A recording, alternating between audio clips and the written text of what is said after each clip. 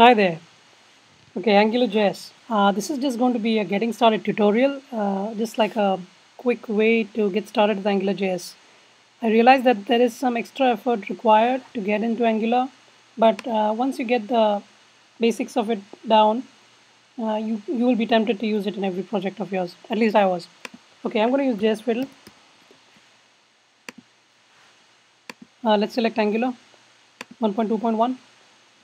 I'm going to change this. This is required so that AngularJS works with JS Fiddle. Instead of onload, I need no wrap in head or no wrap in body. I'll choose head. Let's do some HTML. This here is a directive. A directive is Angular's way of adding some extra functionality to your HTML. In this case, ng app says that whatever that comes inside this is our app. You can call it anything you want. I'm just going to call it app. And now if you specify the app, you just do angular dot module, and whatever that you defined in this comes over here. If you said anything over here, you need to inject that here as well. Anyway, I'm going to stick to app, and this thing needs a second argument, which is for injecting dependencies into a module. I don't have anything to inject right now, so I'm going to leave it empty. It's just an empty array. I need to specify here that you need the second argument. You cannot not do this. If you do that, and if you run, so it throws some errors, right? So you just need to do that. There. Okay. The next thing I'm going to do is going to put another div in there and use another Angular directive, ng controller.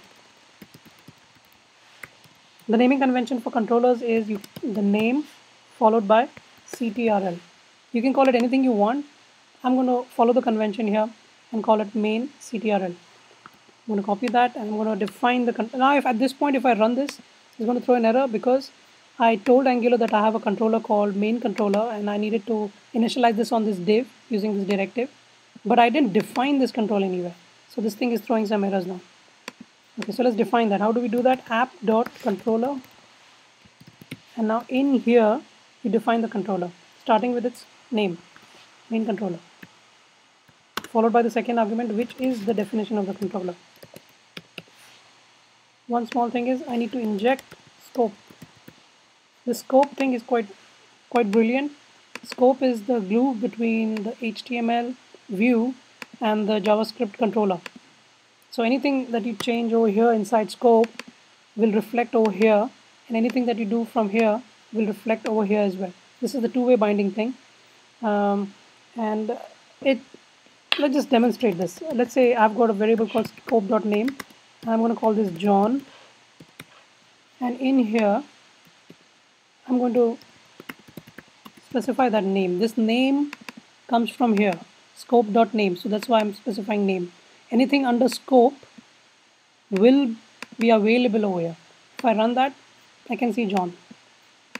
Now I'm going to create an input field text, and I'm going to use one more AngularJS module directive. It's called ng model, and I'm going to call it name. Now I've got name over here, name over here, and name over here.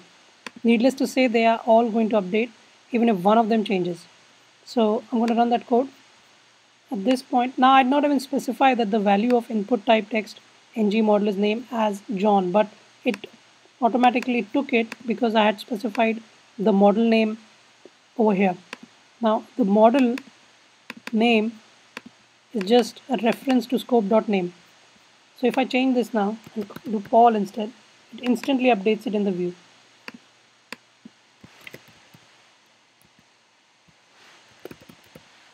Okay, let's go back to Paul.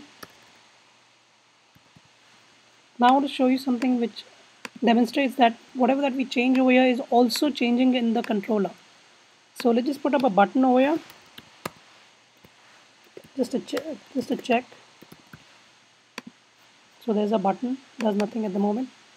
I'm going to use yet another ng directive. It's called ng click. So it's like a on click handler. So I'm going to call a function called check. Now, the way ng model name meant that this needed to be under scope, ng click check also needs to be inside scope so that I can use it. It's going to be a function. Now for now I'll just console it.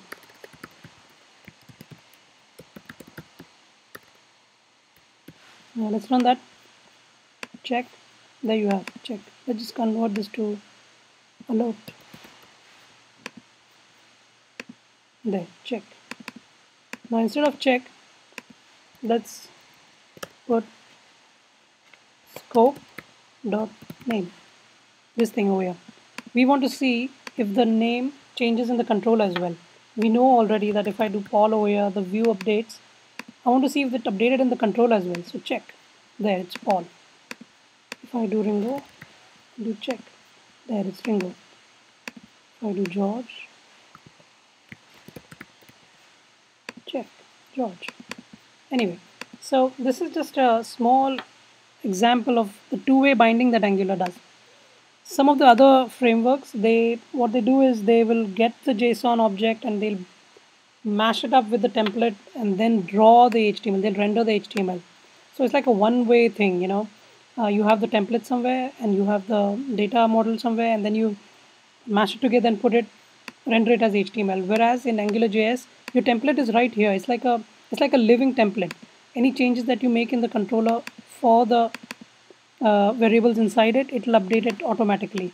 So I think this is why it's able to do the two-way binding thing. I have reason to believe that there is something called dirty checking going on the background, where Angular has got some loop running which is doing all this. But anyway, that's beyond the scope of this video. The point is that this scope of controller, whatever that you put inside it is available over here, and anything that you update over here is available back over here.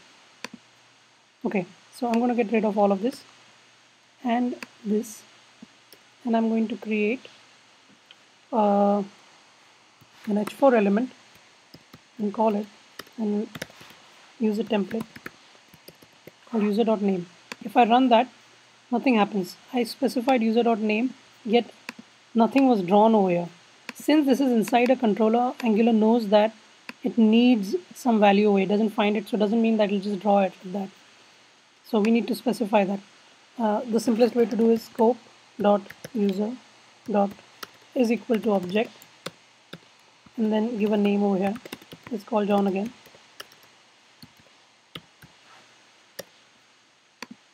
And it's doing that, but I don't want to do it like this. Instead, I want to use GitHub and get the user for myself.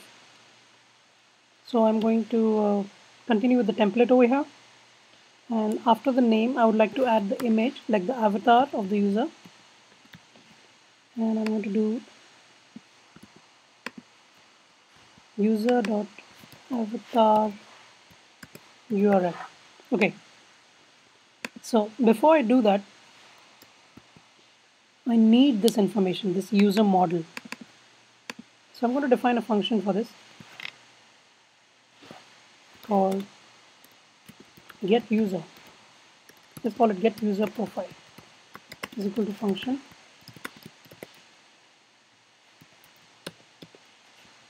and then let's just call this.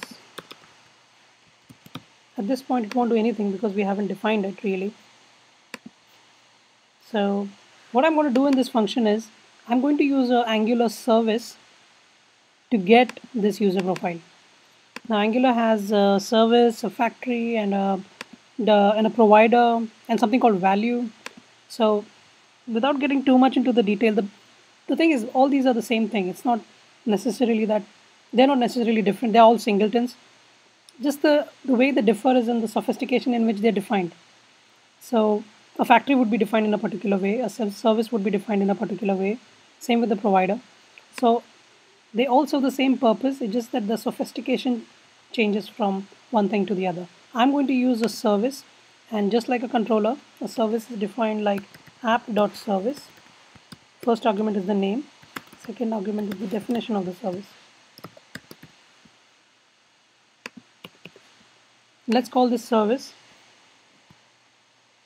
my service. Wow, what a name. Okay, my service, and I want to inject something over here. Let's inject the HTTP module of Angular, which is like your $.ajax if you're using jQuery. So I'm going to use $HTTP, and I'm going to define a service. A service is basically it returns an object, literal. The object can have whatever methods you want. The first method that I'm going to define is the same thing, get user profile. And in that, I'm going to use this HTTP that we injected to get a URL, and then on success, I'm going to do a callback, which we can define over here.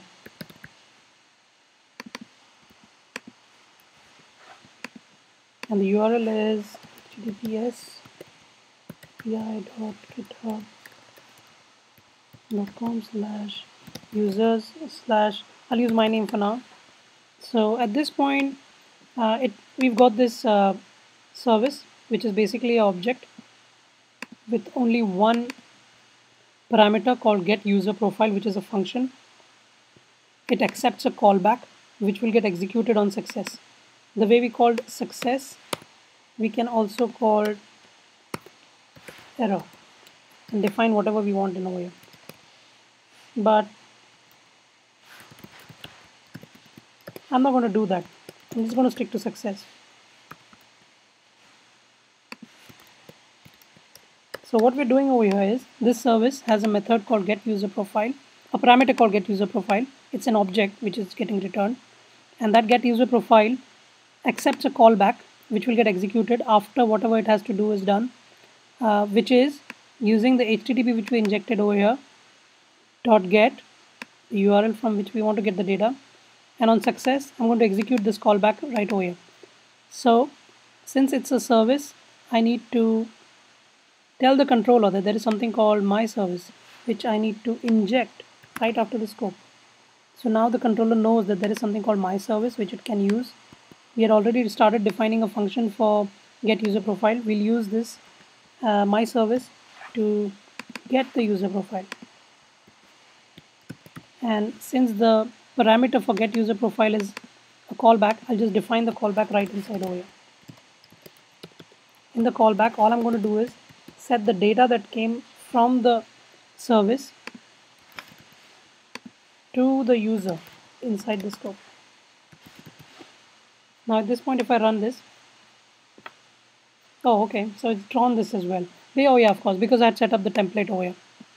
One small thing I want to do is I'm just going to make max width images a little smaller. Okay, as you can see, my name is printed and my avatar is rendered over here. As you can see, this is hardly any. Look at this, it's like 6 lines and less than 20 lines with spaces and all that. What we're doing over here is the controller is just calling the service and using the service's get user profile function to do a HTTP get request to this URL, and on success it's just doing this callback which I injected over here as a parameter. Now to make this a little bit more useful, I'm going to add a input type text and make this a ng model and call it username, so that I don't have to always just get my name. To make it more useful, I'm going to specify username as one of the requirements, and I'm going to inject that over here like this. So when get user profile is called, it will use the username from the scope. Okay, it did not have anything. So I'm going to create a button and call it get user. And inside the button, I'm going to use ng-click to call get user profile. Since I used it over here, I need to make this inside the scope. So scope.getUserProfile is equal to this function. I don't need to call this anymore. Now if I type my name and do get user, it gets my user. Now this is a bit more useful. So if I want to reuse this, I'm just going to take this controller and copy it many times over. If I run that, it's got many more modules doing the same thing. So in the first one I'll call myself. The second one I'll call John Resig. And the third one I'll call, I bet this is someone. Yeah, there is. See? One more. So as you can see, it has it's kind of useful now. You can specify whomever you want and then get user, and then you can have this. You can print many more things along with it. Like for example, I'm just using the username, user avatar, and if you look at the network tab, you'll notice that this is the information that it gets. So I'm going to use bio as well, or not a bio, about number of repositories, public repositories. Okay, let's use public repos. So I'll put that right under this.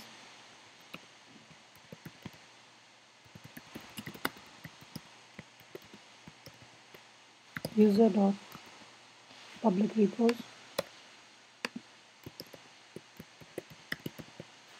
All I have to do is run this. Now when I do, I've got 22 repos, public repos, so it got all of that data. If I again do the same thing,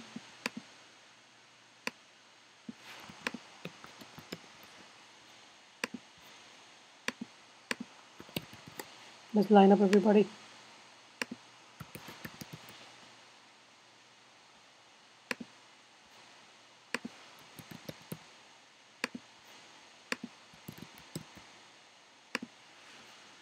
Okay, so there you have it. So I hope you like this little introduction to AngularJS.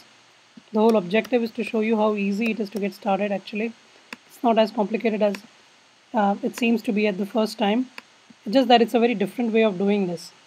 So I hope you enjoyed it. If you have any comments, just leave them, and hopefully I will make some more videos. Bye-bye.